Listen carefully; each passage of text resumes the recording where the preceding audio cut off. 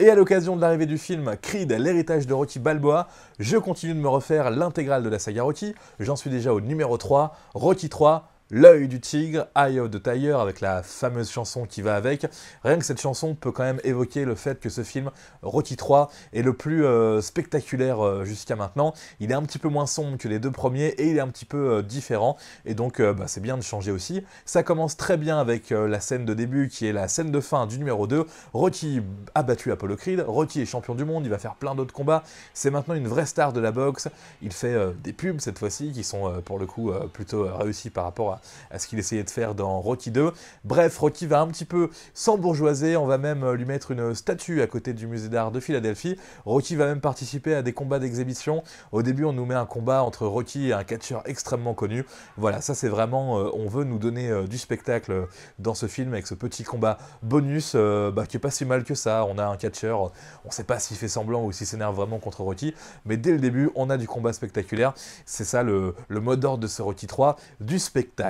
Mais Rocky va tomber sur le personnage de Mr. T, qui est un boxeur qui marche pas mal aussi, et qui défie Rocky, et Rocky va accepter, pensant que ça va être facile, et là, ça va être la catastrophe, ce qui va mener Rocky à se faire entraîner, ça c'est assez inédit, par Apollo Creed, son ancien adversaire. Ils sont devenus potes entre-temps, ils se respectent, et Rocky va donc débarquer à Los Angeles chez Apollo Creed pour apprendre la vraie boxe, entre guillemets, c'est-à-dire que Rocky est plus un cogneur, là il va devenir plus un cogneur-danseur, et Apollo va lui apprendre tout. Ça donne une fois de plus une scène mythique d'entraînement, où on voit vraiment la bonne complicité entre Apollo et Rocky.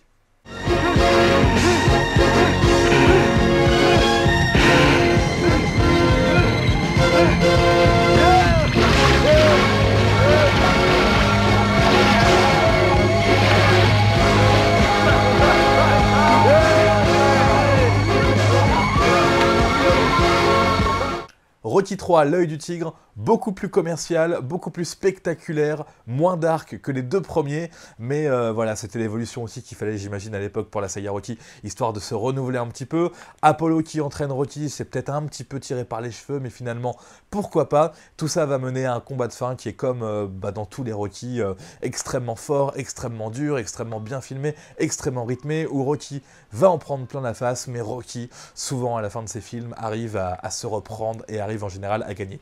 Attention, je ne spoile pas, il faudra re-regarder ou regarder pour la première fois, on ne sait jamais, Rocky 3, l'œil du tigre, avec Sylvester Stallone et Mr. T qui est formidable aussi. Salut!